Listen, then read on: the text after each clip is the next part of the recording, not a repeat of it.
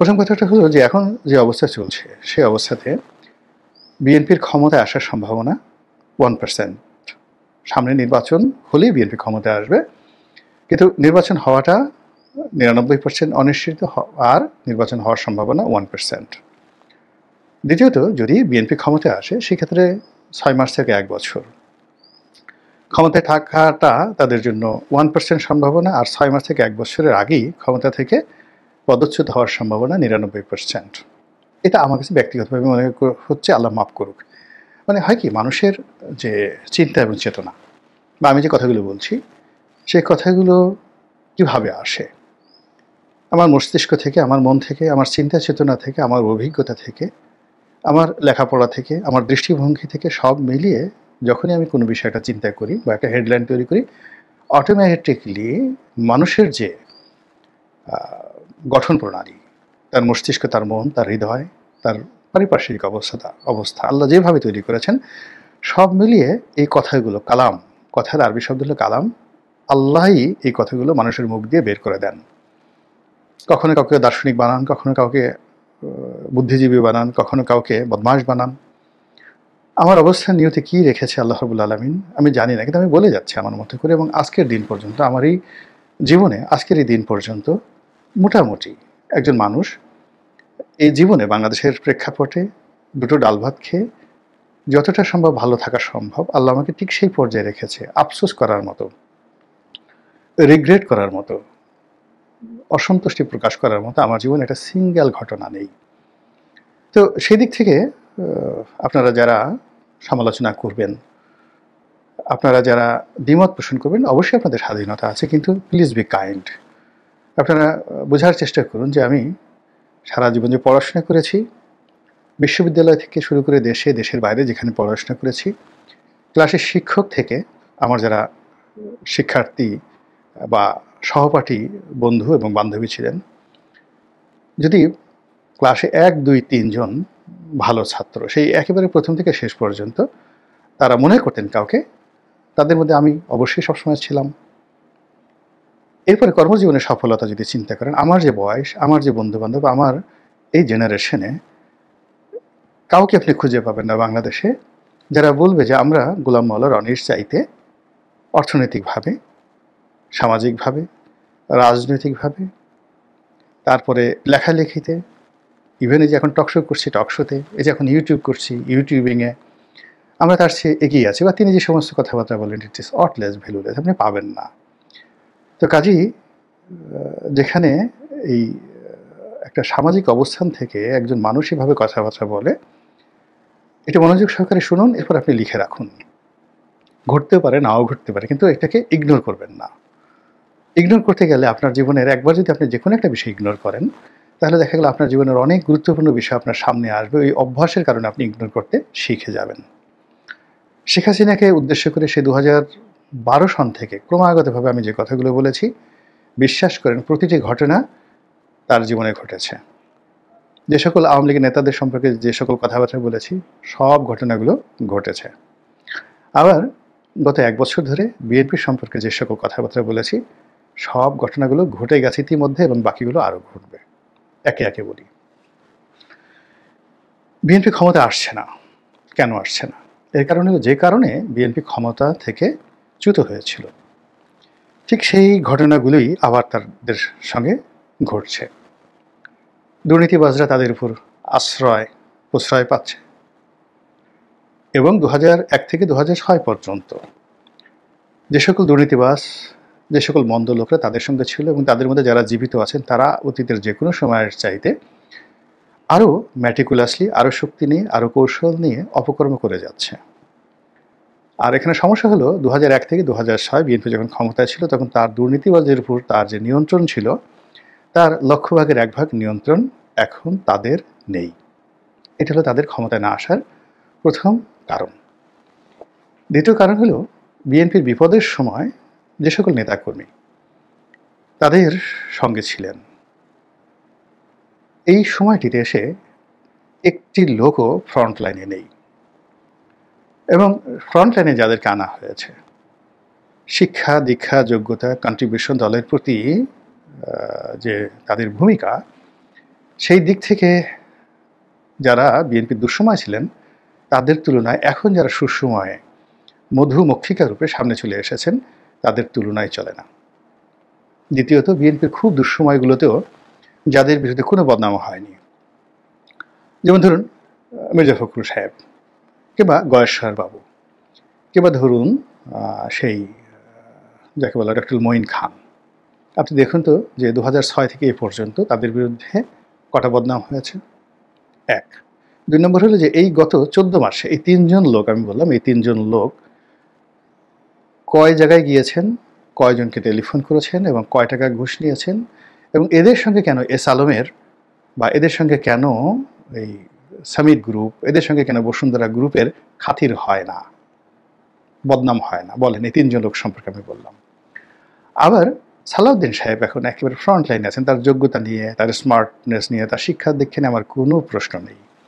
কিন্তু কেন চিংড়ি ঘেরে নিয়ে, কক্সবাজারে জায়গা জমি দখল করা নিয়ে, সেখানকার গরু চোরাচালানি থেকে শুরু করে যত মন্দ কাজ আছে সব কাজে কেন সালাউদ্দিন সাহেবের নাম আসবে?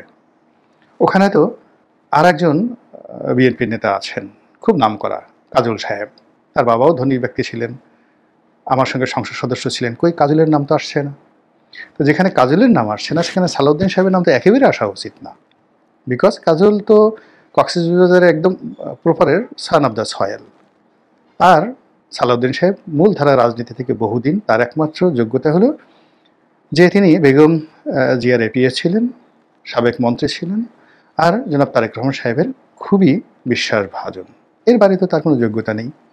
তো এই অল্প সময়ের মধ্যে আসার সঙ্গে সঙ্গে কেন দুনিয়ার কোনো গাড়ি বাদ দিয়ে তার কাছে কেন এসএলএমের গাড়ি গেল? এসএলএমের গাড়ি তো আমার কাছে আসতে পারত, কেন আমার কাছে এসএলএমের গাড়ি আসলো না?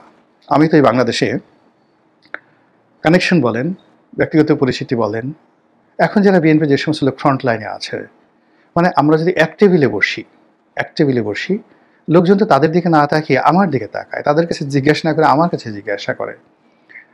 এটা তো গত সেই 2009 সন থেকে আমার এই যে অবস্থাটা, সেই অবস্থাটা চলমান, বাড়ছে। টিল নাও আমি যদি এখন রাস্তায় দাঁড়াই, 10 জন লোক এগিয়ে আসে শ্রদ্ধা নিয়ে। তো কেন একটা টেলিভিশন দখলের অভিযোগ, পত্রিকা অফিসের দখলের অভিযোগ, কোনো একটা ব্যাংকের চেয়ারম্যান হওয়া, কোনো একটা সরকারি অফিসের পরিচালক হওয়া, 2-4টা ডিসি নিয়োগ করা, আমার আত্মীয় স্বজন তারা কি 2-4 হাজার লোক চাকরি করে না সরকারি, তাদেরকে আরও প্রমোশন বদলি নিয়ে সচিবালয়ে যাওয়া, এটা সিঙ্গেল ঘটনা কেন আমার জীবনে ঘটলো না? মানে আমি আমাকে উদাহরণ দিয়ে বিএনপির এরকম শত শত লোকের কথা বলছি, হাজার হাজার লোকের কথা বলছি যারা এরকম নিবেদিত প্রাণ, কিন্তু যাদের বিরুদ্ধে বদনাম হয় নাই। কেন সব বদনাম সালাউদ্দিন সাহেবদের মতো লোকদের আসবে এবং তারাই দলের ছড়ি ঘোরাচ্ছেন এই মুহূর্তে। তৃতীয়ত, এখানে তারেক রহমান সাহেবের দুজন উপদেষ্টা আসছেন, একজন নাকি পররাষ্ট্র উপদেষ্টা, আর একজন কি উপদেষ্টা। তাদেরকে নিয়ে যে মিশ্র প্রতিক্রিয়া তৈরি হচ্ছে, তাদের কর্মকাণ্ড, তাদের অ্যাটিটিউড, তাদের কথাবার্তা, এবং এতকাল তারা কেন আসেননি? এই ভদ্রলোকদের বিরুদ্ধে তো কোনো মামলা ছিল না, মোকদ্দমা ছিল না। তো বাংলাদেশে যারা রাজনীতি করেছেন, শেখ হাসিনার জুলুম অত্যাচার থেকে শুরু করে প্রতিটা জিনিস মোকাবেলা করে এরা প্রতি মুহূর্তে গুম হতে পারত। তারা যদি এই বাংলাতে বসে রাজনীতি করতে পারেন, বিএনপি রাজনীতি করতে পারেন, তাহলে এই যে দুজন উপদেষ্টা তারা কেন ওই সময়টাতে আসেননি? আর এই সময়টাতে জহিরুদ্দিন স্বপন, যারা হাওয়া ভবনের সময় খুব ঘনিষ্ঠ ছিলেন, জহিরুদ্দিন স্বপন, তারপরে এহসানুল হক মিলন, ওনাদের মতো জনপ্রিয়, ওনাদের মতো শিক্ষিত, ওনাদের মতো মার্জিত লোক থাকতে তারেক রহমান সাহেবের কেন এইরকম দুজন লোকের উপদেষ্টা লাগবে? জাস্ট আমাকে একটু বুঝান আপনারা, কি সমস্যাটা কি? এহসানুল হক মিলনের সমস্যাটা কি? জহিরুদ্দিন স্বপনের কি সমস্যা? একটু আমাকে বুঝান তো। তো এই যে যাকে বা রুমিন ফারহানার ধরেন, সে অনেক কথাবার্তা বলে, ফজলুর রহমান অনেক কথাবার্তা বলে, কিন্তু পাপিয়ার সমস্যা কি? পাপিয়া তো কখনো দলের বিরুদ্ধে কোনো কিছু করে না। দলের যে অন্তঃপ্রাণ বিচারপতি মানিককে সেই একেবারে ভরা বেঞ্চে জুতো মেরে, স্যান্ডেল মেরে সেটাকে মারার জন্য লাফ দিয়ে এজলাসে উঠে গেছে। আচ্ছা, এখন আপনি বলেন তো, এই জমানাতে এই সেম কাজটা এখন তো আওয়ামী লীগের নাই, বিএনপি ক্ষমতায় বলতে গেলে, এখন এরকম একটা কাজ করতে বলেন তো কাউকে, যে কাজটা পাপিয়া করেছে। এখন সে পাপিয়া কেন কাঁদছে? Why she is crying? আপনি পার্লামেন্টে রুমিন বা যাকে বলা হয় হারুন সাহেব, এই দুজন যে ভূমিকা রেখেছেন, কেন they are no higher at this moment, কেন তারা এখন কোথাও নেই? এটা বিএনপির ক্ষমতায় না আসার অন্যতম কারণ। এরপর হলো বিএনপির ইউনূস তোষণ। ডক্টর মোহাম্মদ ইউনূসকে তারা খুব তোষণ করছেন, এনসিপি তোষণ। বিশ্বাস করেন, ক্ষমতা কোনোদিন হাতে পায়ে ধরে ক্ষমতাও পাওয়া যায় না। আর তোমার পায়ে ধরি, মিনতি করি, সে আব্দুল করিমের গান, প্রাণবন্ধু হইল না আমায়, এই মিনতি করি গো প্রাণবন্ধু হইল না আমায়। তো মানে গান করে, তারপরে মিনতি করে, কোনো প্রেমিকার পা ধরে কারো প্রেম পাওয়া গিয়েছে, এটা হয়নি। বরং তাচ্ছিল্য জুটেছে, অপমান জুটেছে। আপনার প্রতি যতটুকু আকর্ষণ থাকে, আপনি যত বেশি অবনত হবেন, সেই আকর্ষণটা আরও কমতে থাকে এবং বিরক্তিকর পর্যায়ে চলে যায়। মিনতি করে কখনো প্রেম হয় না। আবার একইভাবে মিনতি করে, রাজামশাই আমাকে আপনার মন্ত্রী বানান, রাজামশাই আমাকে আপনার সেনাপতি বানান। আরে রাজামশাইকে মন্ত্রণা দেওয়ার যোগ্যতা থাকতে হবে, এবং রাজা যদি বুদ্ধিমান হয় তাহলে সে ওইরকম মন্ত্রী খুঁজবে যে মন্ত্রী প্রতিদিন তাকে বিষ খাওয়াবে, এবং বিষ খাইয়ে তাকে এমনভাবে করবে চাণক্যের মতো যেন গোখরা সাঁতারকে কামড় দিলেও কখনো তার মৃত্যু না হয়। এইরকম মন্ত্রী দরকার, চাণক্যের মতো মন্ত্রী দরকার, ম্যাকিয়াভেলির মতো মন্ত্রী দরকার। এটা দয়াময় করে হবে না। আমি যে আমার চরিত্র নাপিতের মতো, আমার চরিত্র মুচির মতো, আপনার জুতাটা আমি খুব সুন্দর করে পালিশ করে দেবো, আমার চরিত্র মানে যাকে বলে মালাকারের মতো, আমি সকালবেলা আপনার জন্য ফুলের মাথায় মালা গাঁথবো, আমার চরিত্র মালির মতো আমি আপনার বাগান পরিষ্কার করবো, আমার চরিত্র ড্রাইভারের মতো আমি নিজ হাতে আপনাকে ড্রাইভার হয়ে আপনার গাড়ি চালাবো, আমাকে মন্ত্রী বানান।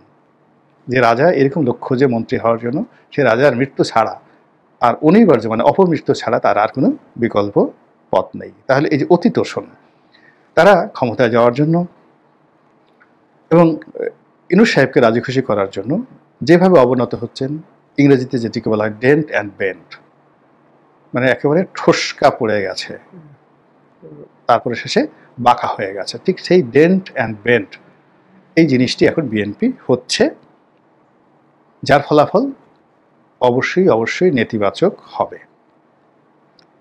একেবারে সর্বশেষ হলো, বিএনপির প্রায় সবাই ভয় পাচ্ছে, অজানা ভয়, আর্মির ভয়, তারপর শেখ হাসিনার ভয়, আওয়ামী লীগের ভয়, জামাতের ভয়, এনসিপির ভয়, ডক্টর ইউনূসের ভয়, নিজের দলের বিদ্রোহী প্রার্থীদের ভয়, ভারতের ভয়, আমেরিকার ভয়।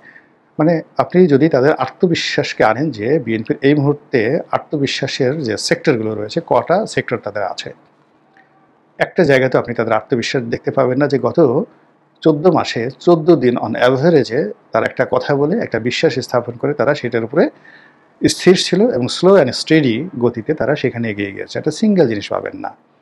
আর যদি আপনি দেখেন তাদের কথা পরিবর্তন, ভয় পাওয়া, আতঙ্কগ্রস্ত হওয়া, সমঝোতা করা, মাথা নোয়ানো, এই জিনিসগুলো দেখেন, তাহলে দেখবেন পরতে পরতে প্রায় প্রতিদিন তারা এই কাজগুলো করছেন। একেবারে সর্বশেষ যেটি, সেটি হলো তারা কৌশল অবলম্বন করতে চাচ্ছে কাজের চাইতে বেশি। সবসময় কাজ বেশি করতে হয়, কাজ করার জন্য যতটুকু কৌশল দরকার, ফলাফলের জন্য যতটুকু কৌশল দরকার সেটা অপরিহার্য। কিন্তু আপনি কোনো কাজ করবেন না, কিন্তু শুধু কৌশল করবেন। কাজ করবে সবাই, আর আপনি শুধু কৌশল করবেন, আর এমনি এমনি সেই জিনিসগুলো এসে যাবে, তার সেটা কখনো হয় না। ছোট্ট একটা উদাহরণ দিয়ে ভিডিও শেষ করব। আলাউদ্দিন খিলজি, আপনারা নাম জানেন সবাই, ভারতের বিখ্যাত সম্রাট। তার চাচা জালালউদ্দিন খিলজি তার শ্বশুরও বটে।